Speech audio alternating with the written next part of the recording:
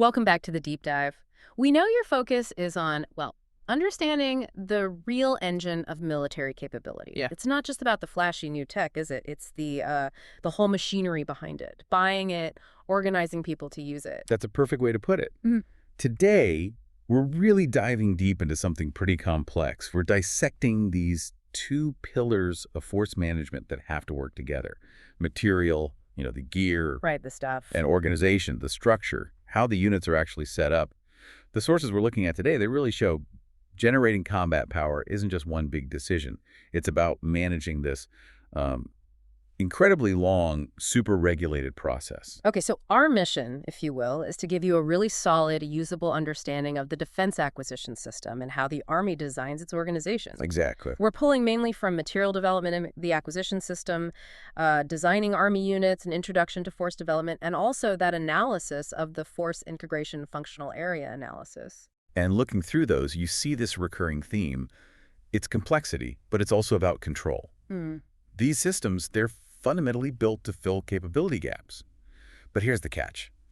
Any solution has to hit three big marks.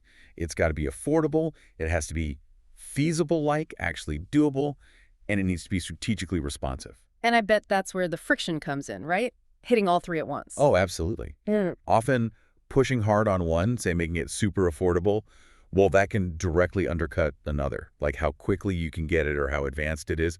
It's a constant balancing act. All right, let's unpack this whole journey. Maybe we start where the big bucks and the big tech usually live, the equipment side. Sounds good. The material side it is. So the defense acquisition system, it's huge, right? It's the second of three joint decision support systems for force management. But what I found interesting and what the readings stress is that it doesn't just switch on easily. Getting new equipment, material solutions, it's really the last resort. That's the absolute core constraint. You only fire up the defense acquisition system when you've decided that non-material solutions just won't cut it. They can't fix the capability gap. And non-material, that's things like doctrine, organization, training. Exactly. Doctrine, organization, training, leader development, personnel, facilities, or policy. DOTMLPF-P, though we're avoiding acronyms. If you can fix the problem by, say, changing how soldiers train or tweaking a unit structure, you absolutely have to try that first. Why the hesitation, though? Why avoid starting the big acquisition machine? Well, two big reasons. Cost and time. Material development in the acquisition system makes it crystal clear. Material solutions, they're almost always the most expensive option, and they take the longest to actually get into the field. Right. You're talking about brand new manufacturing lines, years of research, decades, literally decades of sustainment planning. Once you say yes to new hardware, you're potentially signing up for a 30-year financial commitment. Minimum. Wow. Okay. So if you decide you absolutely need new hardware, it immediately gets judged against those three things: affordability, feasibility, and strategic responsiveness. That's where the trade-offs start. Right away. And it links straight into that classic project management problem, the pick-two dilemma. Good, fast, cheap, pick any two. Exactly. Want it good and fast. Not gonna be cheap. Fast and cheap. Well, it probably won't be very good or robust anyway. And good and cheap. That means you're waiting. Probably a long, long time for a really thoroughly vetted system. So the adaptive acquisition framework, that's the system's attempt to manage this. It offers different pathways tailored to the situation. You mentioned variety there. Let's talk about those three main pathways. They seem designed to match how urgent the need is. Yeah, the framework gets that you can't manage, say, a massive multi-billion-dollar tank program the same way you'd fast-track a critical cyber tool needed, like yesterday. Okay, so starting with the need for speed. Urgent capabilities acquisition. Sounds like the emergency lane on the highway. That's a great analogy. It is exactly that. It's reserved for truly urgent needs, maybe something popping up on the battlefield right now, an emerging threat. The timeline is incredibly tight. They aim to field something useful in under 2 years. Under 2 years, wow. Sometimes even just months. The goal isn't perfection here. It's about getting something useful out there fast to reduce risk, save lives in an active fight. But because speed is everything. Oversight gets cut, testing gets shortened. Often, yes. Oversight and testing might be abbreviated, maybe even deferred until after the first units get it. It's a calculated risk. That definitely raises flags about integration down the line, which I want to come back to. If you move that fast, things must get skipped. Absolutely. But it's a risk you accept because the operational need is judged to be that high. Now, the next pathway, middle-tier acquisition, tries to give you speed, but maybe without quite the extreme risks of the urgent path. Okay, so middle tier, bridging the gap between immediate reaction and those huge deliberate programs. It plays a really vital role. It's designed for rapidly prototyping or fielding technologies that are already pretty well proven. The goal is within 5 years. 5 years. Still pretty quick in this world. Relatively, yes. And it has two main flavors. First, rapid prototyping. The idea is to quickly build something and show it works in an operational setting. Get it in soldiers' hands fast to see if it's viable. Reduce the risk by actually using it. Exactly. The second flavor is rapid fielding. This uses tech that's already proven, maybe just needs minor tweaks. Minimal new development. This lets the Army get production quantities out relatively quickly. The next-generation squad weapon is often cited as a good example here, moving fast to replace older rifles. Okay, so that leaves the big one, major capability acquisition. This sounds like the default setting for the really huge, complex hardware programs. This is your methodical, cradle-to-grave process for the big systems. Think tanks, aircraft, major missile defense platforms. It's very formal, moving through 5 distinct phases, and each phase ends with a major review by a high-level milestone decision authority. Let's walk through those 5 phases. This feels like the real bureaucratic engine room of development. It all starts with the formal entry point, right? The Material Development Decision Review. Yep, that MDD review. It's mandatory for any potential acquisition program, doesn't matter which pathway you think you'll end up on initially. The Milestone Decision Authority looks at the initial capability gap analysis and gives the go-ahead, provides guidance, and officially enters the program into the system. Okay, Phase I, Material Solution Analysis. This phase is foundational. It kicks off right after that material development decision, and it's mostly, well, brain work. The core piece is the analysis of alternatives, the AOA. The AOA. It's this really rigorous study. They look at multiple different concepts, different ways you could solve the problem, and try to figure out which one offers the best balance of cost, schedule, and performance. This is before you spend serious money building anything. So lots of modeling, simulation, paper studies. A lot of that, yes. And this phase also has to nail down the system-specific requirements. That includes the really critical ones, the key performance parameters, the absolute must-haves, and the desirable ones, the key system attributes. Phase I wraps up with Milestone A. Milestone A, the decision to actually commit resources to maturing the technology. Exactly. If it passes Milestone A, you move into Phase II, technology maturation and risk reduction. The name says it all, really. The focus shifts to cutting down risk before you make a massive investment. And this is where we start seeing actual hardware. Correct. Milestone A approval gets you here. And what's really key about Phase II is this is the earliest point you typically see competitive prototyping. So multiple companies building their version. Often, yes. You move from paper studies to actually demonstrating physical systems. The goal is twofold. Show the tech is useful in a relevant military environment, and importantly, reduce the engineering and integration risks.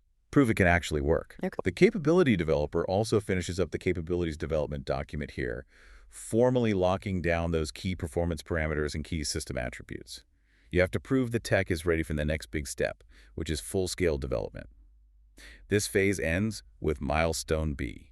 Milestone B, you called this the formal gateway to becoming a program of record. Why is this one so significant? Milestone B is huge. It's the formal birth certificate of an acquisition program. If the program gets the green light here, it officially becomes a program of record. Meaning it gets its own budget line? Pretty much. It secures its long-term funding through the Future Years Defense Program, the FYDP, which is part of that whole planning, programming, budgeting, and execution process. And crucially, this is where the program locks in its official acquisition program, baseline the specific cost, schedule, and performance goals it will be measured against for potentially the next decade or more. It's a major commitment. Okay, baseline set. Moving into Phase 3, Engineering and Manufacturing Development, EMD. Right. Now the focus shifts again. It's less about proving the technology works in a lab and more about proving you can actually build it, affordably, at scale. From prototype to production line. That's the heart of it. This phase is about developing, building, and really thoroughly testing an operational prototype, making sure it meets all those requirements set earlier. Two big goals here. First, finish integrating everything on that operational prototype. Second, confirm manufacturing viability. Meaning, can we actually make this thing without breaking the bank? Precisely. Yeah. You have to develop an affordable, executable manufacturing strategy. You could have the world's greatest prototype, but if each one costs $1 gazillion to produce, well, that's a failure in this phase. The big decision to actually start production happens at milestone C. Milestone C. Okay, so if you pass that, phase 4V is where the metal actually gets bent. Production and deployment. This is the delivery phase, yes. Yeah. It typically starts with low-rate initial production, or LRIP. LRIP, I've heard that term. It's a limited run, maybe about 10%, give or take, of the total number you plan to buy. It's specifically designed to shake out the manufacturing line, make sure it works correctly and critically, to allow for final, intensive operational testing and evaluation IOT&E by the actual soldiers who will use it.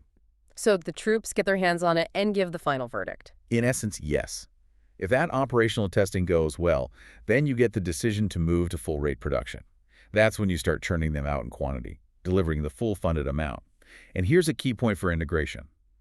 A unit achieves initial operational capability, or IOC. IOC. That happens when their specific organizational document, the Modified Table of Organization and Equipment, the MTOE, is officially updated to include this new piece of gear, and the unit has the people, the equipment, and they're trained and ready to employ it. Got it. MTOE updated, unit ready equals IOC. And finally, phase V, operations and sustainment. You mentioned this often dwarfs the cost of everything that came before. Oh, easily. It's the hidden giant in the budget. This phase can last 30, 40, even 50 years or more. The whole point is to keep the system ready and supported cost-effectively throughout its entire life. 30 years? Think about something like the M109 self-propelled howitzer. It's been around since the Vietnam era. Imagine the decades of maintenance, spare parts, fuel, upgrades, training new crews. The sustainment tail. Exactly. That sustainment cost over the life of a major system can easily be 3, 4, maybe more times the initial purchase price. And the Army has to plan for that, commit to that long logistics tail right from the very beginning. The sheer scale of oversight needed seems immense. Who's the main person keeping all these plates spinning on the Army side? Well, the primary lead for developing these material solutions is the Assistant Secretary of the Army for Acquisition, Logistics, and Technology.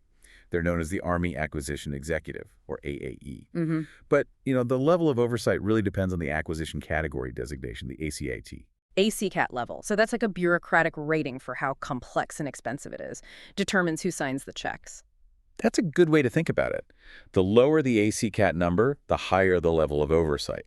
ACCAT-I programs, these are the biggest, most expensive ones, often joint programs involving multiple services. They require oversight right up at the Department of Defense level by the Defense Acquisition Executive. And Army-specific programs. Most Army programs tend to fall into AC2 or, more commonly, AC3. For AC3, the decision authority, the milestone decision authority, is usually delegated down much lower, often to the specific program, project, or product manager running the show. Keeps the Secretary of Defense from having to personally approve, a new radio contract. Right. And those program managers, the PEOs, PMs, they're the ones really on the hook, aren't they? Making sure the program sticks to that acquisition program baseline set back at milestone B. They absolutely are. They have the direct responsibility for that constant juggling act. Cost, schedule, performance. And this is why the financial oversight is so intense. The readings mention the Nunn-McCurdy breach. That's not just some accounting rule. It's a major political tripwire. A Nunn-McCurdy breach. Explain what that means strategically. Okay, so if a program manager sees their program's costs growing significantly, specifically, if the projected unit cost or total program cost increases by 15% or more over the current baseline, they must report that breach to Congress. That's a significant breach. 15% triggers congressional notification. Yes, but if the cost growth hits 25% or more over the original baseline estimate, that's a critical breach, and that automatically requires the program to be terminated unless the Secretary of Defense personally certifies to Congress that the program is essential for national security, that there are no cheaper alternatives, and that the management structure is fixed. Wow. So it forces a huge confrontation over cost growth early on. Absolutely. Yeah. It prevents programs from just spiraling out of control financially, becoming these too big to fail behemoths. Often it leads to really painful decisions program restructuring, cutting back on the number of systems bought, or even reducing the required capabilities just to stay within budget. It puts real teeth into cost control. That definitely puts a sharp, financially disciplined edge on the whole material process. Okay, let's shift gears. Because as you said, you can buy the best gear in the world, but if the unit that gets it is all wrong people, wrong structure, then that capability just evaporates. Let's talk organizational solutions and force development. Right. And organizational design in the military, it's really no different conceptually than in, say, a big corporation. It's fundamentally about creating a structure that gives you a competitive advantage. On the battlefield in this case. Exactly. The Army uses this very deliberate, very structured system called force development. It's managed through something called the force management model, which has specific steps like, well, design organizations and document organizational requirements. And this design work, it happens in specific places within the Army structure. Yes, primarily at the Capability Development and Integration Directorates, or CDIDs. You find these at the Army Centers of Excellence, like Fort Moore for Armor and Infantry, Fort Sill for Artillery, Fort Leonard Wood for Engineers, and so on. They handle the bulk of this force modernization design work. And who works there? What kind of expertise do you need? It's a critical mix. The source material designing Army units really emphasizes this. You need operational experts, typically basic branch officers, captains, majors, lieutenant colonels who've recently come from the field. They understand the tactics, the current fight. They know what works and what doesn't, practically. Precisely. But you also need process experts. These are often Department of the Army civilians who provide that crucial long-term institutional knowledge. They know the history, the pitfalls, how the bureaucracy actually works. And you also have functional area officers like force managers who are specifically trained in these processes in resource management. So it's a team effort, operational savvy meets bureaucratic know-how. You need both. Because the goal isn't just to design an effective unit on paper. The design has to be suitable, meaning it accomplishes the mission. Feasible, meaning you can actually build and sustain it with real resources. And acceptable, meaning the benefits outweigh the costs to the total Army. Okay, so let's say one of these directorates decides we need a new type of unit, maybe a specialized cyber team or a revamped scout platoon. How do they actually propose that change? The main tool is the Force Design Update, the FDU. That's the standard staff package used to propose creating a brand new organization or modifying an existing one. The FDU packet. Yes. Yeah. And once the proponent at the Center of Excellence that owns that type of unit puts together the FDU packet, it immediately hits a crucial hurdle: worldwide field staffing. Worldwide field staffing. Sounds like it could slow things down, but I guess it's necessary for integration, making sure everyone's on board. It's absolutely essential, and yes, it definitely adds time. It's a mandatory process where the draft design gets sent out to basically every major command and stakeholder across the Army active, Guard, Reserve, headquarters staff sections, everyone. And what are they looking for? They're looking for impacts, second and third order effects. For example, if the Armor School proposes a new tank platoon design that requires, say, a highly specialized new mechanics skill. The personnel folks and the logistics folks need to weigh in. Exactly. Yeah. The Personnel Command, Human Resources Command, needs to say, can we actually produce and manage enough soldiers with that skill? The Logistics Command, Materiel Command, needs to assess the impact on parts and maintenance. The Training Command, Training and Doctrine Command, needs to figure out how to train them. It prevents one part of the Army from creating a problem for another part. Makes sense. So after all that staffing and feedback, if the design gets approved by headquarters, Department of the Army, it results in two key documents that actually define the unit. That's right. Two critical requirements documents. The first is the Table of Organization and Equipment, the TOE. The TOE? This is the blueprint. It's the official requirements document showing the doctrinally correct structure for a type of unit like Infantry Rifle Company or Armored Brigade Combat Team Headquarters. It specifies the minimum essential number of people by rank and skill and the minimum essential equipment needed for that unit type to do its doctrinal mission. It's the ideal standardized template. Okay, the doctrinal template. And the second document, you said it links directly to the equipment side we just talked about. Yes, and this one is incredibly important for integration. It's the basis of Issue Plan, or BOIP. BOIP? The BOIP is also a requirements document, but it specifically supports equipment acquisition and distribution. It details the personnel and equipment requirements for specific items, identified by their line item numbers, or LINs. Crucially, it lists the planned placement, which types of units, TOEs, get the item and the quantities they're authorized. So the TOE says an infantry company needs radios, but the BOIP says an infantry company, TOE number 12345, gets exactly 15 of this specific type of radio, line item number R12345. Precisely. The BOIP is the bridge. It connects the organizational requirement, the TOE, to the specific piece of equipment being bought by the acquisition system. Let's dig into that force design update packet a bit more. It sounds like a mountain of staff work. It is definitely systematic. It has several key parts. First, there's usually an organizational design and assessment concept paper. This lays out the why, the rationale, the operational concept for the new or changed unit, and includes a really critical, often contentious piece. Let me guess. Resources, money, people. You got it. Specifically, the bill payer strategy. The bill payer. Okay, explain that. Since the Army can't just magically create more soldiers or higher ranks. Exactly. The total size of the Army and the number of soldiers at each rank is tightly controlled by Congress and funding. So if your new design requires, say, 5 more sergeants first class than the old design, or adds a lieutenant colonel slot, You have to find those 5 sergeant first class slots or that lieutenant colonel slot somewhere else in the Army to cut.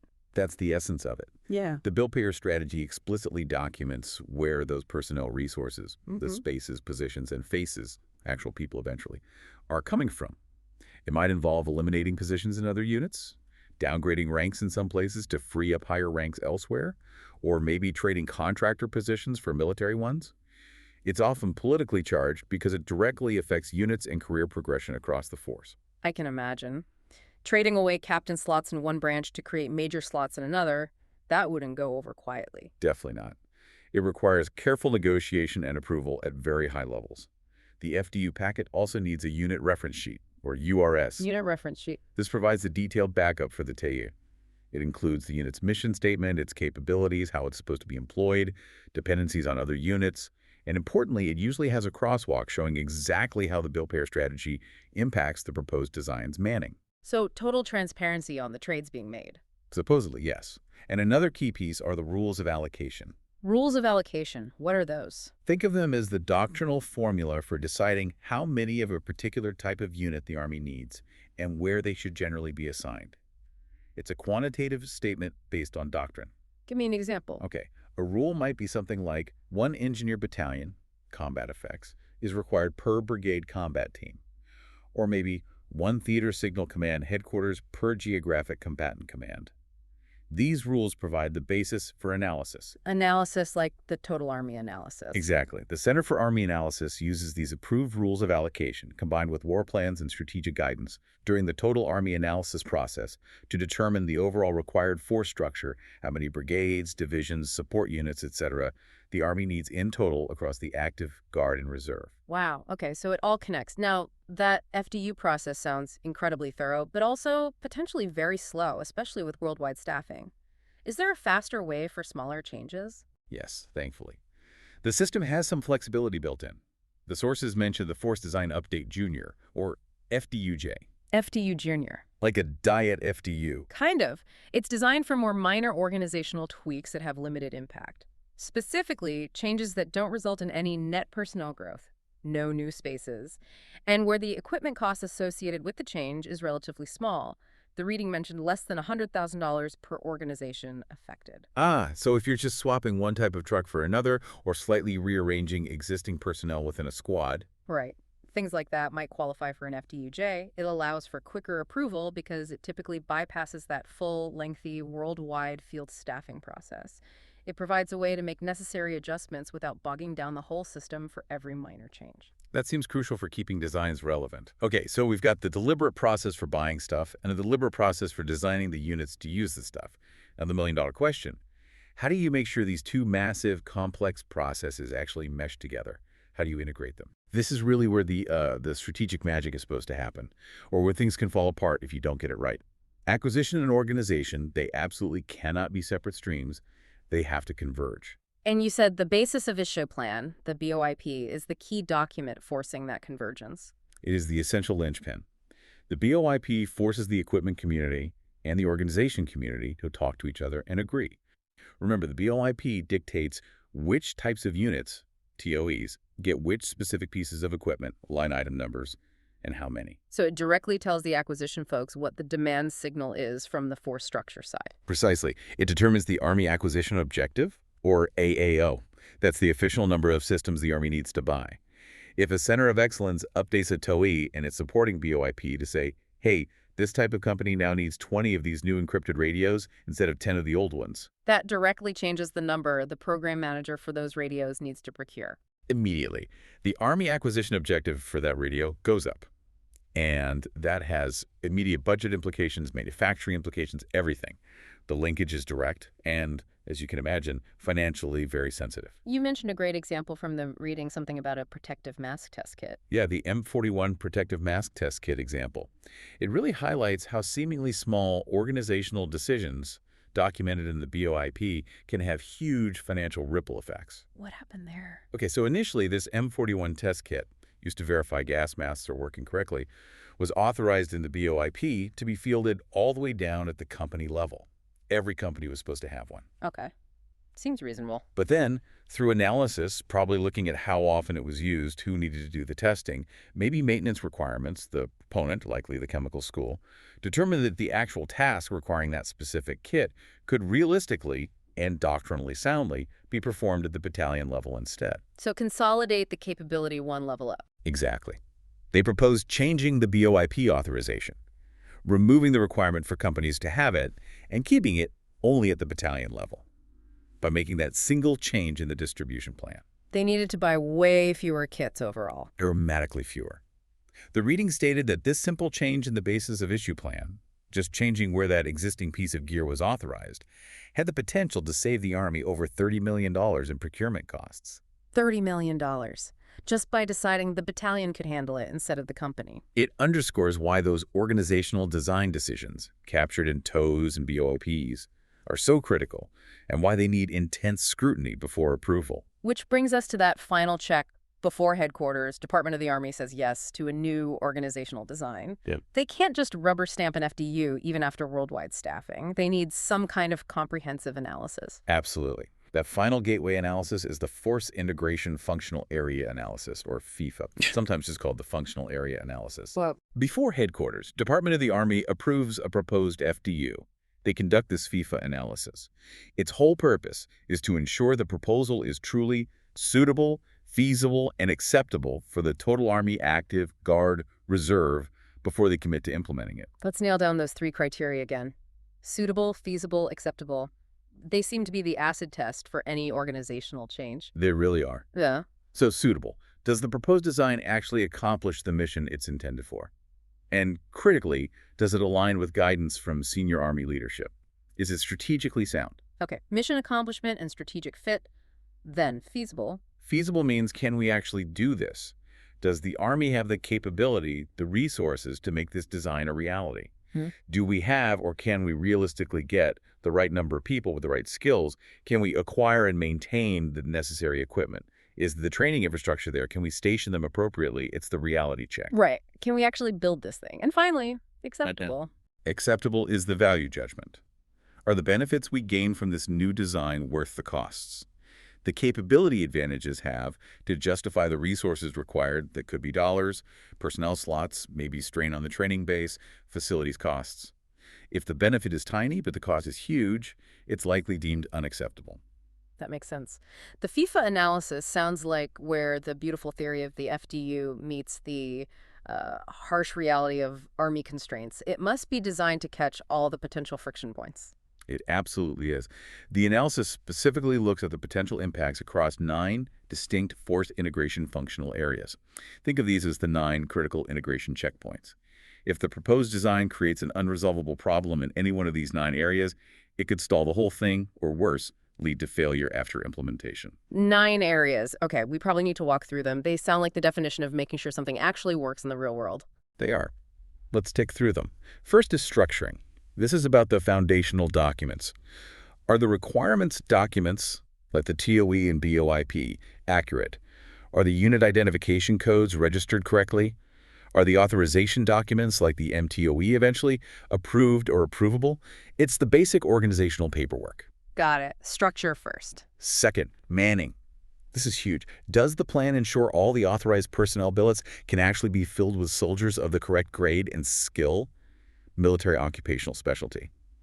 This checks if that bill pair strategy really worked, and if the personnel system can actually deliver the specific types of soldiers needed. If your design needs a bunch of rare cyber warrant officers, Manning asks, do we have them? Can we assign them? Okay, structure, manning. Next. Third, equipping. Does the plan ensure the organization will actually receive all its authorized equipment? Not just the major items, but support items, maintenance float equipment needed for replacements. Is it all consistent with the approved BOIP? Fourth is training. Training, making sure they know how to use the stuff and do the job. Exactly. Does the plan account for all the required Army training? Critically, does it include the new equipment training, or NET, that usually comes with fielding new gear from the acquisition side? And are the necessary training support materials, manuals, simulators, ranges actually available? If you field new gear but no one knows how to use or fix it, you've failed. Right. Structure, manning, equipping, training. What's next? Number 5. Fifth is sustaining. This is often where rapidly fielded systems run into trouble later. Does the plan ensure the long-term support is there? Support equipment, spare parts, facilities for maintenance, the whole logistics infrastructure. If you can't sustain it, it quickly becomes useless. Sixth is funding. The money. Yep. Have all the associated costs been identified? And more importantly, are they actually programmed into the budget? This includes not just buying the gear, but costs for activating the unit, moving personnel, maybe new construction. If it's not funded, it's not real. Okay, 6 down. Sustaining, funding. What are the last 3? Seventh is deploying. Can this organization, as designed and equipped, actually be deployed? Is it strategically transportable? Can it be effectively employed by the combatant command it's assigned to? Eighth is stationing. Where do they live? Pretty much. Are there adequate facilities, barracks, motor pools, offices, training areas available where this unit is planned to be based? And crucially, can it be done without degrading safety standards or environmental regulations? You can't just, stick a new brigade in the middle of nowhere without infrastructure. Makes sense. And the last one, number 9. Ninth is readiness. This is kind of the capstone. Does the plan ensure that this new or modified unit can achieve and maintain the required readiness levels according to current Army standards? It looks at the culmination of all the other factors, manning, equipping, training, sustainment, to judge if the unit will actually be ready to perform its mission. Wow. Structure, manning, equipping, training, sustaining, funding, deploying, stationing, readiness. That is a comprehensive checklist. And FDU has to pass muster against all 9. That's the goal of the FIFA analysis, to identify and mitigate any showstoppers in those 9 areas before the Army commits to the change. Okay, that's an exhaustive system. Now, for the professionals listening, maybe someone in the field, a company commander, a staff officer who sees a problem or has a good idea about organizational design, how can they actually influence this massive process? How do they provide input? Well, the organizational design readings lay out 3 main ways people can try to influence force development. The first is kind of bottom up. Bottom up. Yeah, this is typically for junior leaders, company, and field grade officers. It might involve writing about an idea in a professional journal, like Military Review or branch magazines, get the idea out there.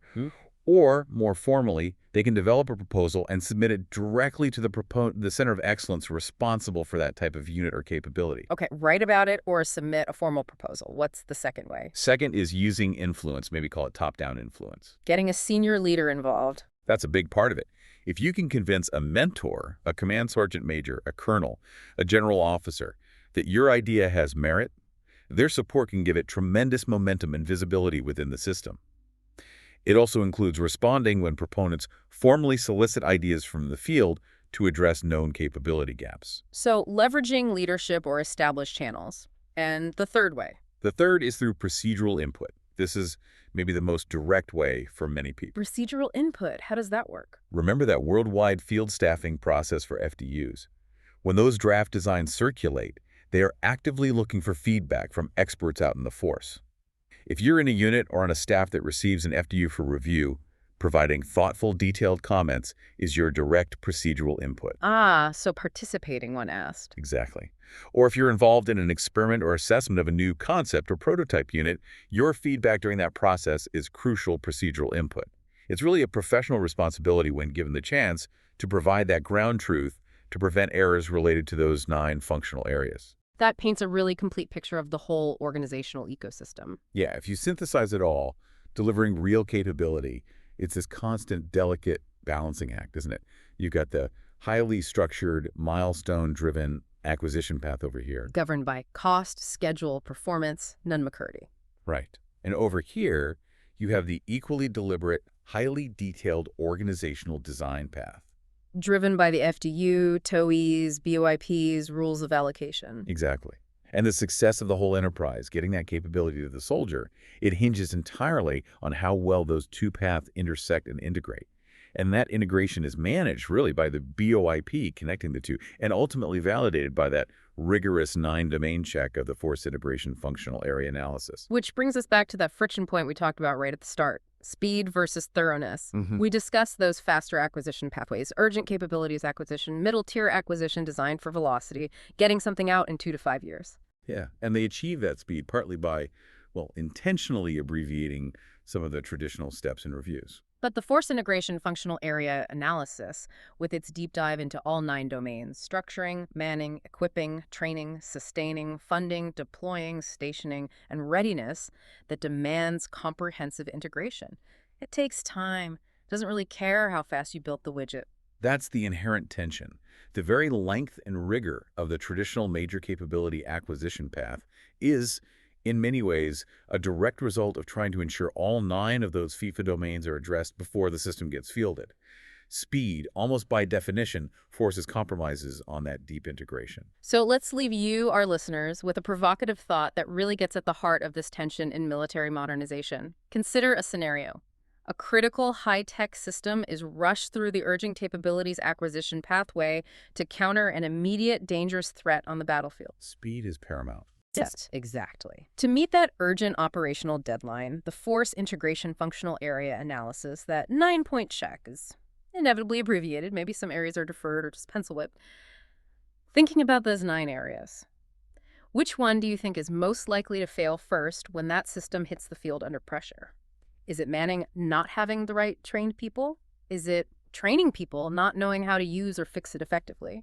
Or is it sustaining the parts aren't there, the maintenance plan is flawed? And when that failure happens, what's the ultimate, potentially non-recoverable cost to mission success when soldiers are counting on that capability right now on the front line? Something to think about.